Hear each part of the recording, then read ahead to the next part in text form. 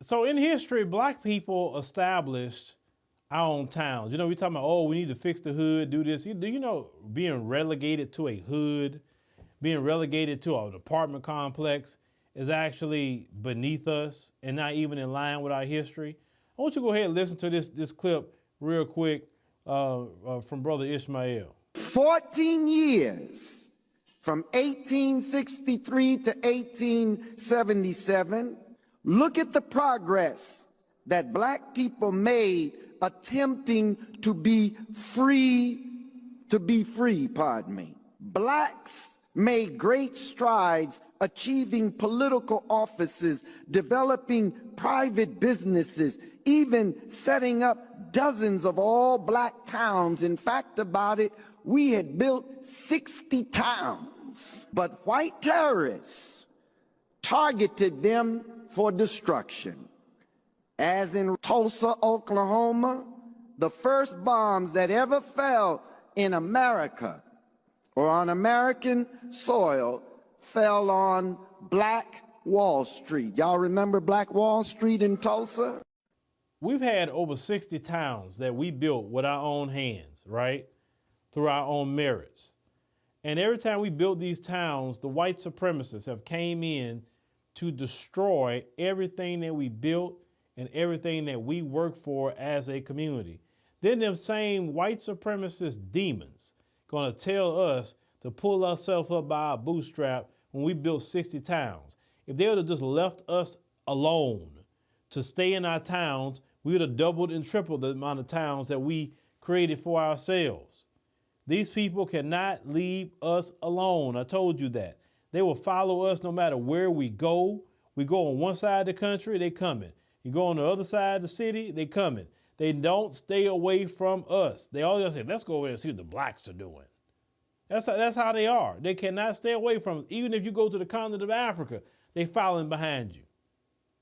If you had a huge movement tomorrow, spark off about black people say, you know, I'm going to the African continent, do whatever. Let a few planes go and here they come. Oh, I gotta go see what black people doing. What's so good about over there? Why they don't want to be over here? They will follow us everywhere. I'm telling you, it's so annoying. And that's the only group of people I've seen like this. I don't see Asians following us like that. I don't see Hispanics. I don't see Arabs. I don't see Native Americans.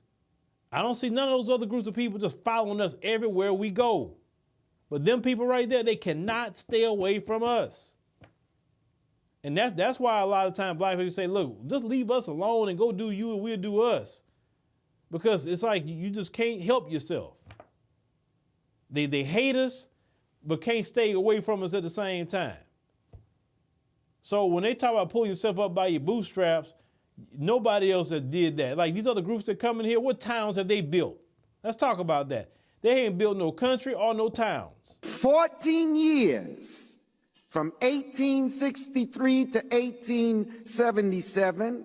Look at the progress that black people made attempting to be free, pardon me. Blacks made great strides achieving political offices, developing private businesses, even setting up dozens of all-black towns. In fact, about it, we had built 60 towns. But white terrorists targeted them for destruction.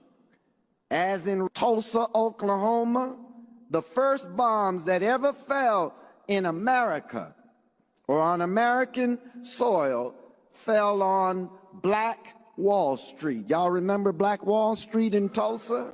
They wasn't sanctioned by the city they're living in or giving grant money to build. Oh, they got Chinatown. Chinatown is not a city. That's like a little neighborhood location. I'm talking about the whole city.